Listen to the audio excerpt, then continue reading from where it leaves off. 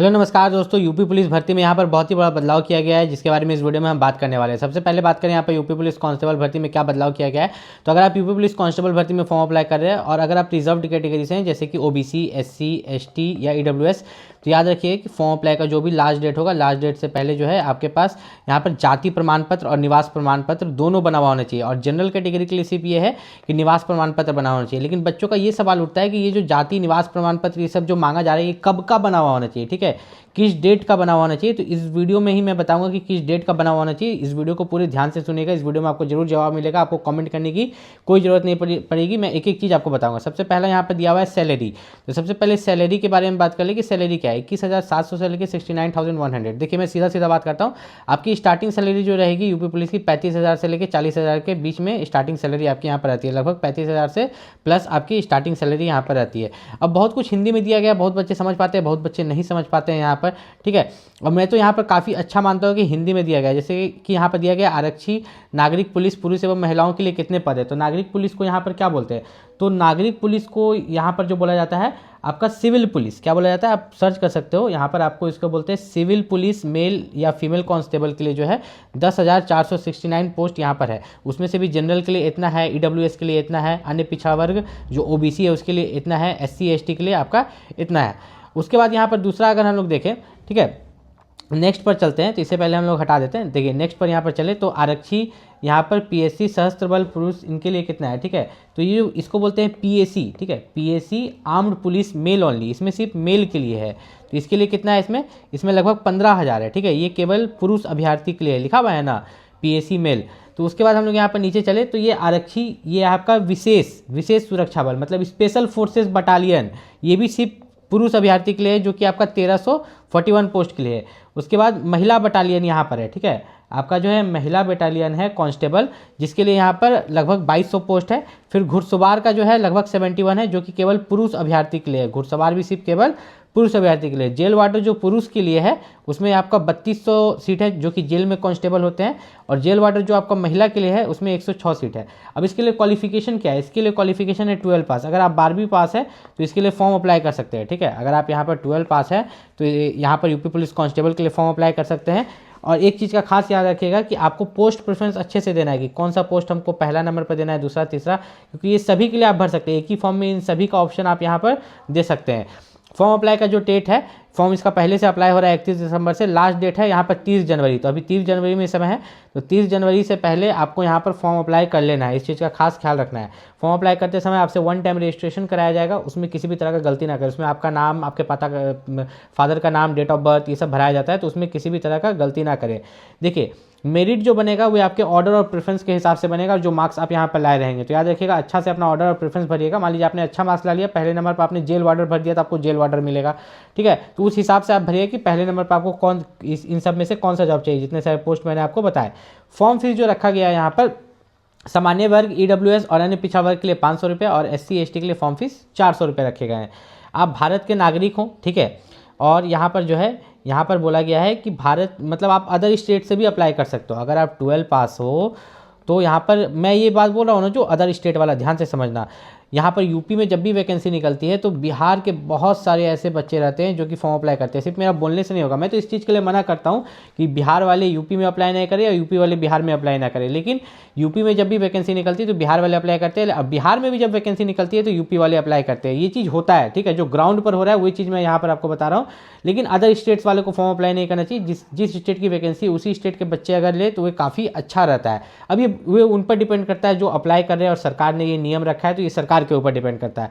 फिलहाल मैं यहाँ पर बता दूं कि अपीयरिंग अगर आप 12 में है तो आप फॉर्म अप्लाई नहीं कर सकते। आप 12 पास होने चाहिए। क्या होना चाहिए, पास। अपीयरिंग वाला फॉर्म अप्लाई नहीं कर सकता है। उसके बाद यहाँ पर अगर देखें तो यहाँ पर किसी किसी पोस्ट के लिए कुछ अलग से क्वालिफिकेशन है, तो उससे आपको टेंशन लेने की जरूरत नहीं है। मिनिमम 12 पास मांगा गया है, ठीक है। अब यहाँ पर थोड़ा सा नीचे हम लोग चलते हैं तो इन्होंने बोला है एज लिमिट के बारे में कि एज लिमिट क्या होना चाहिए। तो एज लिमिट देखिए यहाँ पर इन्होंने दिया है कि अगर आप सामान्य और ईडब्ल्यूएस से हैं तो आपका एज लिमिट पुरुष है तो इतना से इतना के बीच में होना चाहिए। 2003 से लेकर 2007 के बीच में। महिला है तो 2000 से लेकर 2007 के बीच में होना चाहिए।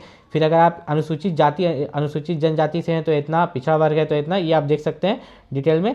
अगर हम लोग यहाँ पर एक चीज़ का गौर करें, ठीक है, यूपी पुलिस कांस्टेबल में, तो आपका जो यहाँ पर है शारीरिक, ठीक है, शारीरिक मापदंड इन्होंने जो दिया है तो यहाँ पर इन्होंने डिटेल में उतना यहाँ पर नहीं बताया, मतलब लगभग इसके जो हर चीज़ इन्होंने दिया है, ठीक है, लगभग हर चीज़ डिटेल में दिया है, लेकिन शारीरिक के बारे में यहाँ पर नीचे में नहीं दिया है। तो और नीचे जाके देखेंगे भर्ती की प्रक्रिया में, तो लिखित परीक्षा इन्होंने सबसे पहले दिया है। लिखित परीक्षा आपका 300 मार्क्स का होगा, ठीक है, जिसमें आपको 2 घंटे का समय मिलेगा। यहाँ पर 4 विषय होंगे, सामान्य ज्ञान, सामान्य हिंदी, ठीक है, फिर आपका मानसिक योग्यता तथा मानसिक अभिरुचि यहाँ पर रहेगा। इन चारों विषय से ही आपके क्वेश्चन पूछे जाएंगे। टोटल 300 मार्क्स का यहाँ पर एग्जाम लिया जाएगा। तो टोटल 150 क्वेश्चन इसमें रहेंगे। 2 घंटा का आपको प्रत्येक उत्तर के लिए 2 मार्क्स आपको यहाँ पर मिलने वाला है। OMR पे एग्जाम होगा, मतलब टोटल 150 क्वेश्चन गुना 2 किए तो 300 मार्क्स का एग्जाम हुआ, क्योंकि हर क्वेश्चन के लिए आपको 2 मार्क्स यहाँ पर दिया जा रहा है। लेकिन यहाँ पर एक और ख़ास बात है जो मैं आपको बता देता हूँ कि क्वालिफाइंग मार्क्स क्या होगा, ठीक है, एग्जाम में जो आपका क्वालिफाइंग मार्क्स है वही क्या होगा। तो चलो यहाँ पर हम लोग देखते हैं। तो अगर आप अनारक्षित से हैं तो 30%, मतलब जनरल से हैं तो 30%, 300 का 30%, ठीक है, यहाँ पर आप निकाल सकते हैं 300 का 30% यहाँ निकाल लीजिएगा, ठीक है। उसके बाद यहाँ पर देखिए आर्थिक रूप से कमजोर 25, अन्य पिछड़ा वर्ग के लिए 25, SC ST के लिए 20%, SC ST के लिए मात्र 20%, ठीक है। तो पहले हम जनरल का निकालते हैं। जनरल का 30% दिया गया है, ठीक है, तो जनरल का 30% यहाँ पर अगर निकालें 0 गया, 0 गया, 3 3 9, ठीक है, तो 90 मार्क्स होता है, ठीक है। अब SC ST के लिए मात्र 20, ठीक है, तो यहाँ पर अगर हम गए तो आपका 0 गया, 0 गया, तो 3 2 6, 60 मार्क्स हुआ। 300 में से 60 मार्क्स क्वालिफाइंग, ठीक है। तो ये पता नहीं क्या सोच के क्वालिफाइंग दिया गया है, जो दिया गया है मैंने वही आपको यहाँ पर बता दिया। एग्जाम जो होगा आपका OMR सीट पर होगा, ऑब्जेक्टिव क्वेश्चन होगा, ठीक है।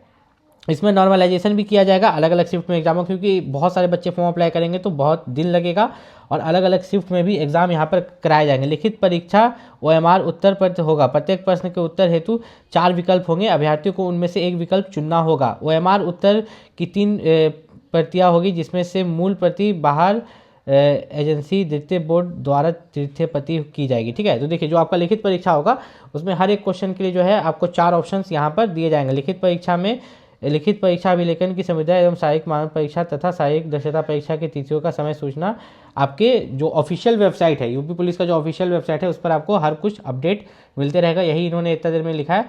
अब शारीरिक मापदंड इन्होंने लिखा है कि अगर आप जनरल से है तो आपका हाइट 168 सेंटीमीटर होना चाहिए, अन्य पिछड़ा वर्ग से भी है तो आपका हाइट 168 सेंटीमीटर होना चाहिए।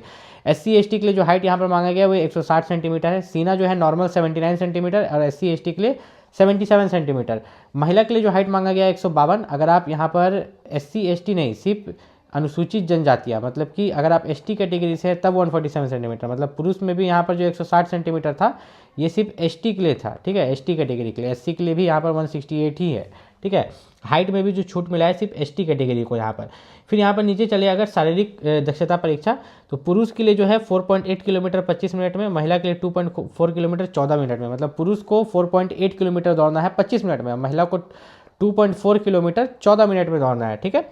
उसके बाद हम लोग थोड़ा सा नीचे चलते हैं। जो मैंने ऊपर में बात किया था कास्ट सर्टिफिकेट के बारे में, जाति प्रमाण पत्र के बारे में, उसके बारे में बात करेंगे। नीचे में आपका जाति प्रमाण पत्र के बारे में भी दिया गया होगा।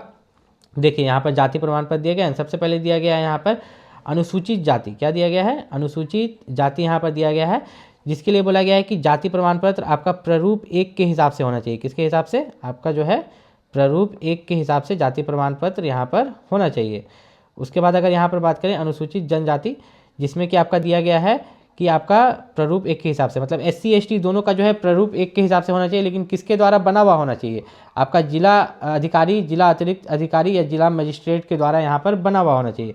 उसके बाद हम लोग यहाँ पर नीचे चले तो अन्य पिछड़ा वर्ग के लिए यहाँ पर दिया गया है कि प्रारूप 2 के हिसाब से होना चाहिए, और ये भी जिला अधिकारी या अतिरिक्त जिला अधिकारी या सिटी मजिस्ट्रेट के द्वारा बना हुआ होना चाहिए।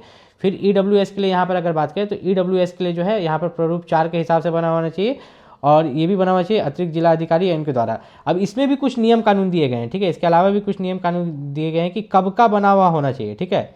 ये कब का बना हुआ होना चाहिए, इसके लिए मैं यहाँ पर आपको पढ़ के सुना देता हूँ।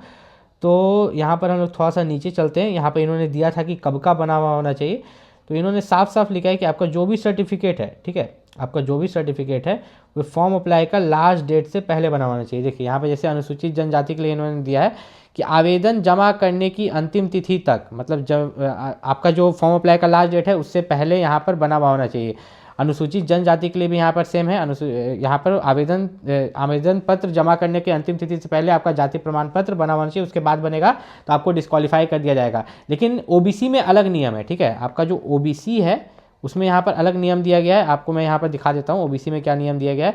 अगर आप अन्य पिछड़ा वर्ग से आते हैं, ठीक है, इससे पहले हम यहाँ पर रब कर देते हैं, फिर आपको बताएंगे कि अगर आप यहाँ पर अन्य पिछड़ा वर्ग से आते हैं तो आपका जो जाति प्रमाण पत्र है 1/4/2025 के बाद बना हो, और आवेदन जो प्राप्त करने की अंतिम तिथि है, मतलब फॉर्म अप्लाई का लास्ट डेट, उसके बाद बना हो। मैं सिंपल शब्द में समझा दूं कि अगर आप ओबीसी कैटेगरी से आते हैं तो आपका जाति प्रमाण पत्र 1/4/2025 के बाद बना हो और फॉर्म अप्लाई का लास्ट डेट से पहले बना हो। मतलब अगर आपका ओबीसी सर्टिफिकेट 2024 का है तो वे नहीं चलने वाला, या 2025 में भी अप्रैल से पहले का है तो वे नहीं चलेगा, 1/4/2025 के बाद होना चाहिए। सेम ईडब्ल्यूएस के लिए भी यहाँ पर आपका दिया गया है। तो अगर आप भी यूपी पुलिस का फॉर्म भरने वाले तो यूपी पुलिस कांस्टेबल के लिए, ठीक है, यूपी पुलिस कांस्टेबल के लिए जो सबसे बेस्ट बुक है उसका लिंक मैंने इस वीडियो के डिस्क्रिप्शन में दे दिया है, ठीक है। यूपी पुलिस कांस्टेबल के लिए बुक हिंदी और इंग्लिश में जो भी सबसे बेस्ट बुक है उस सभी बुक का लिंक मैंने इस वीडियो के डिस्क्रिप्शन में दे दिया, वहां से जाकर आप परचेस कर सकते हैं। यूपी पुलिस कांस्टेबल में अदर स्टेट्स भी फॉर्म अप्लाई करते हैं। तो अदर स्टेट का मतलब हो गया कि यूपी के आसपास के जो स्टेट्स होते हैं वे भी फॉर्म अप्लाई करते हैं।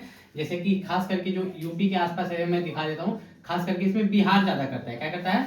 बिहार के बच्चे और झारखंड के बच्चे जो है ज्यादा फॉर्म अप्लाई करते हैं यूपी में। तो वो किस सीट्स पर फाइट करते हैं, किन बच्चों का सीट इसमें खतरा में आता है, तो वो आता है जनरल कैटेगरी का, ठीक है। यूआर कैटेगरी का जो होता है, जनरल कैटेगरी के जो बच्चे होते हैं जिनका ओपन सीट होता है, तो उन्हीं पर जो है अदर स्टेट के कैंडिडेट जनरल बन के, ठीक है, जनरल बन के, भले बिहार में वो बच्चा ओबीसी हो, एससी एसटी हो, लेकिन यूपी में जब वो अप्लाई करता है तो वो जनरल बन के करता है और जनरल के सीट पर करता है। तो ये चीज आखिर में आगे चल के बंद होना चाहिए, क्योंकि जब मैं ये वीडियो डाला था तो बहुत सारे बच्चों का ये कमेंट आया था कि किसी भी स्टेट में वैकेंसी निकलती है तो उसी स्टेट के बच्चे को मौका मिलना चाहिए, अदर स्टेट के बच्चे फॉर्म ना भरे जिससे दिक्कत हो। तो हर गवर्नमेंट को, जैसे यूपी गवर्नमेंट हो गया, बिहार गवर्नमेंट हो गया, झारखंड गवर्नमेंट हो गया, वो जो भी वैकेंसी निकालती है खास करके पुलिस का, तो उसमें उनको रिजर्वेशन देना चाहिए कि सिर्फ मेरा यूपी का बच्चा ही भर पाएगा, बिहार में निकले तो सिर्फ बिहार का बच्चा ही भर पाएगा, झारखंड में निकले तो सिर्फ झारखंड का। जिस तरह से आपका असम में होता है, असम में आप देखिए कोई भी वैकेंसी निकलता है तो वहां बोलता है कि आप रेसिडेंट ऑफ असम भी होने चाहिए, तभी आप फॉर्म भर पाएंगे।